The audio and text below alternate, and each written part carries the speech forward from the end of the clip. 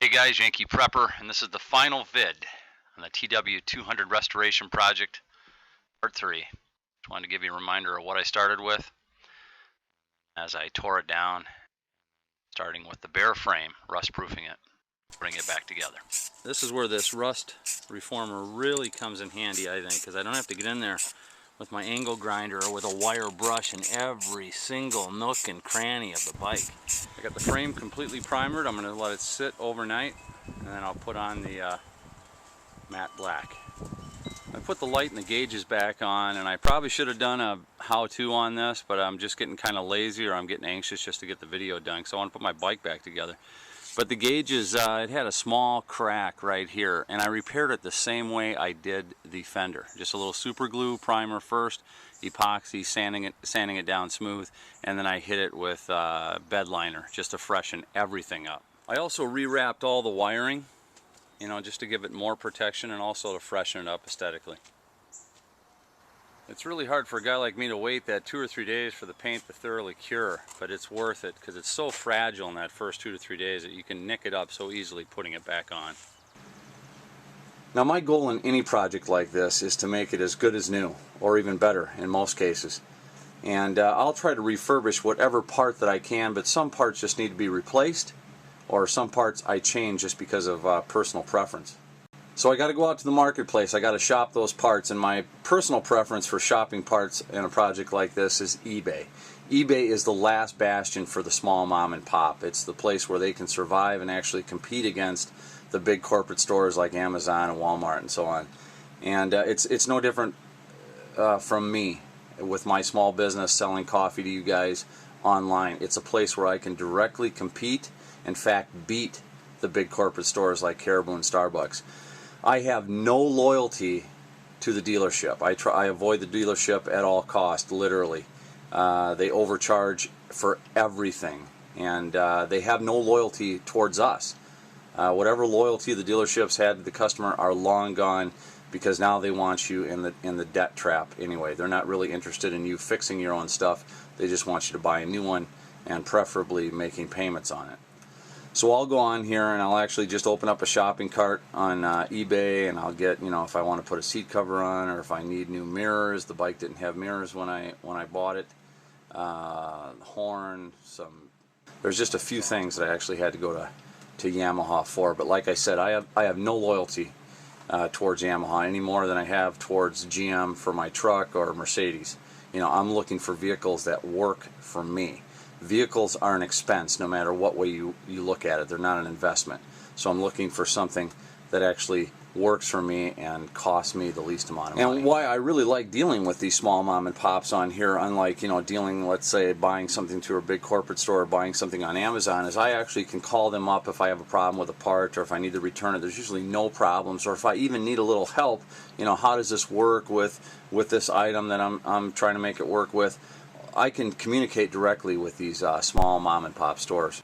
Hey, I'll give you guys another quick tip when dealing with deep gouges on a plastic part that you're going to paint. This is the chain guard, and it's taken some pretty deep gouges. Let's say you don't have the time or don't want to take the time to fill them properly and sand them out, or take the time to sand them out, period. Super glue. Super glue is really handy with plastics. Fill in your gouges, let it completely dry, sand it down flat, and just paint it. Works great. A few minutes to dry, quick sand with 300 grit. You can see those grooves are gone.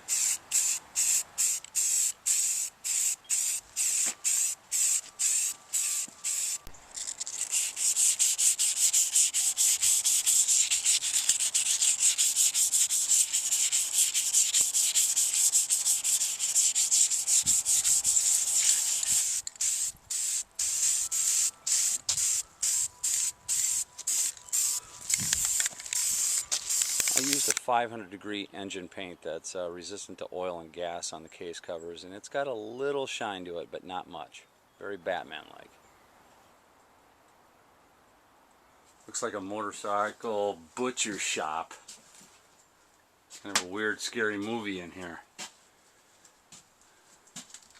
This is a shed that I use for storage, obviously, and doing some work outside, but I also use it in the spring to sprout seeds. And I do that because it's so warm in here with the windows on the south side.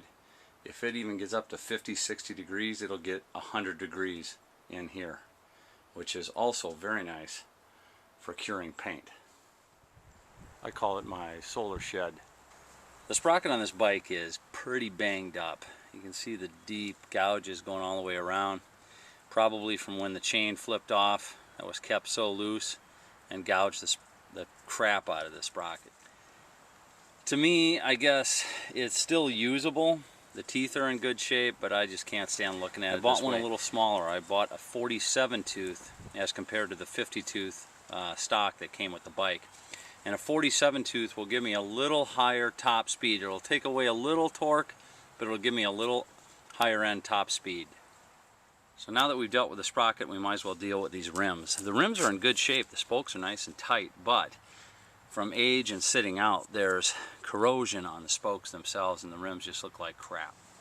So I'll get out my trusty Rust-Oleum rust reformer and just hit the spokes and the rusty parts. A light coating, not the rim, the outside rim itself. Once the rust reformer is thoroughly dry in about a day, I'll hit the bare metal with the self-etching primer. And I'm not worried about this front tire because it's pretty much junk and I got new tires on the way.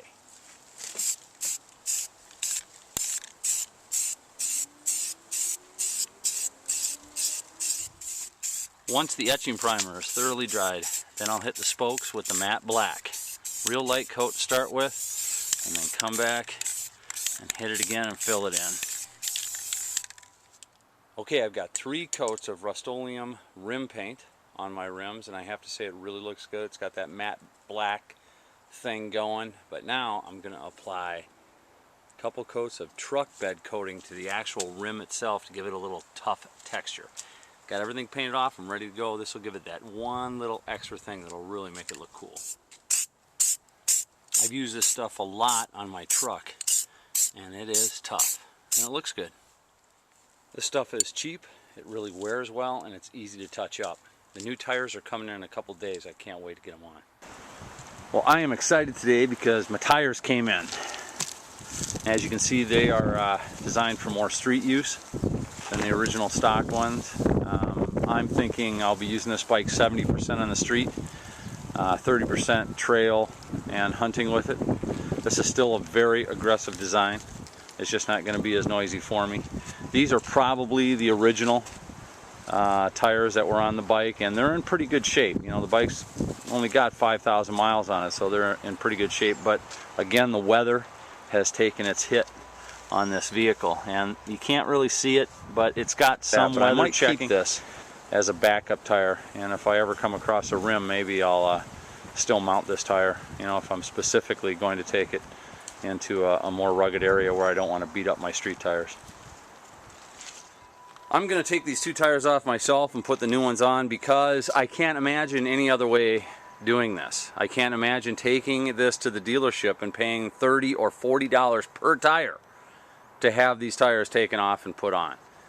And that's with the tires off the bike. If the tires were still on the bike, you're looking at a $100 job for 2 tires. It seems crazy. But then again, there are guys out there that have to take their car in to get the oil changed too. This is one of these jobs where having the right tool makes a huge difference. So take a little bit of the money you save by not taking the rims and tires into the dealership and spend 15 bucks on a tire spoon.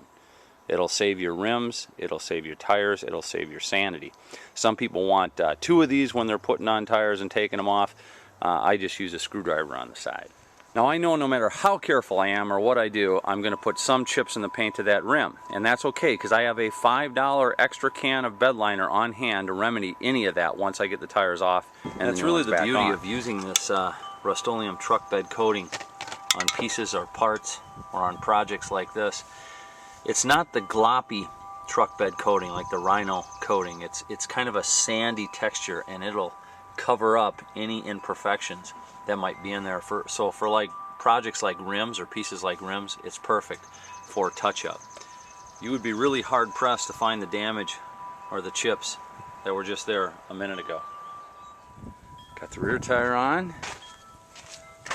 The new sprocket. I got a brand new chain out of the box, old stock, $14.95 delivered off of eBay. It was from a guy that said a small motorcycle shop had closed down. This had probably been sitting on the shelf since the late 80s. Take a couple links out of the new chain to make it fit. When you're fitting a new chain to a bike, you simply bring the rear tire as far forward as it'll go on the adjusters, lock it down, bring your chain up, decide how many links you need to take off. That's what this tool is for. It's called the chain breaker, and it locks over the chain and pushes the pin out. And you fit your new master link with the closed end facing towards the drivetrain. Then you adjust your cams on both sides to the same numbers on the side till your chain has about 1.5 inches travel. This is about perfect. I'm reassembling the case covers, and I'm switching out this broken one that was on the bike with the one that I got on eBay. Replacing the electronics in this new one, and every bolt that I'm putting in, I'm putting on thread lock. It would be catastrophic if anything became loose inside the motor while it was running. Got myself a genuine Yamaha gasket, and I got myself some Ultra Black, which is the best silicone that I know of for putting on gaskets. And I like to put a light coat around the case itself. I'll let the silicone get a little tacky, and then I'll put the gasket on. And that makes it a lot easier when you go to put the piece on. That's how I do it anyway. That is where that piece of cardboard indicating where all the screws go comes in real handy. And I ended up buying an Allen bolt kit for this because I couldn't stand those Phillips screws for that. It's ridiculous. You have to admit those Allen bolts look pretty nice. You got real pretty Allen bolts, boy. I'll tell you, picking the color out on this bike was the hardest thing to do. I appreciate all the suggestions. I came very close to doing an army green theme on this. I also was very close to just leaving it primer gray and sealing everything up. In the end, I went for this matte graphite, which I thought was subdued enough for my taste, but still very cool. And then I mixed in a little bit of that liner bed. Okay, I've taken the carburetor out of the can of seafoam that I've had sitting for a week, and now I'm slowly going through all the needles and cleaning them up and making sure all the jets are free, all the valves are free. I will hardly use a tool to do this other than a brush to clean some of the outer bodies and inner bowl float. The only two tools that you really need to do this is some good carburetor cleaner and some compressed air. You will rarely ever have to replace any of these needles or parts in the carburetor other than the gaskets and O-rings. Don't waste your money on carburetor rebuild kits. These things will last hundreds of thousands of miles under heavy use. There's nothing really that can wear out or go wrong in here. Just take your time. Make sure you can see through all the jets.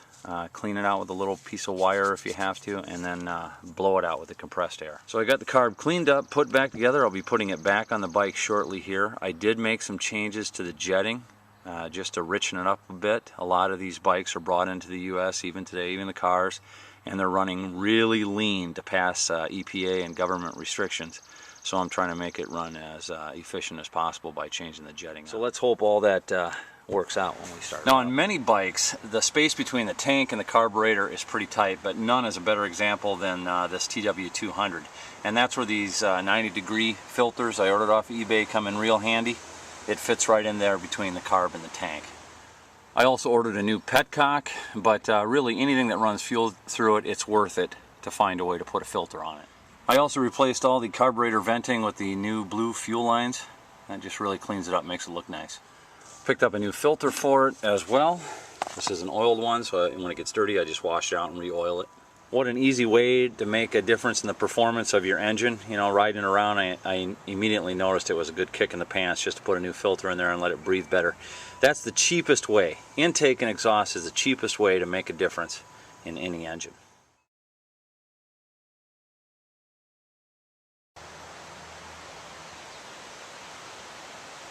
Now in the end, I was not disappointed. This isn't the first bike that I've done this to, and I'm sure it won't be my last, but it was by far the easiest I've ever had to work on. In fact, I was a little disappointed when this was over, believe it or not. I mean, I was excited to ride it, but it was such a fun project. I'm kind of bummed that this part of it's over. Now when I picked this bike up and then made the decision to post the videos of the project on my channel, I made some classic Yankee Prepper points here, or decisions to make those points. I didn't even do this inside of a garage or a sheltered area. In fact, if you notice in the vids, I used an old stump as a bike stand.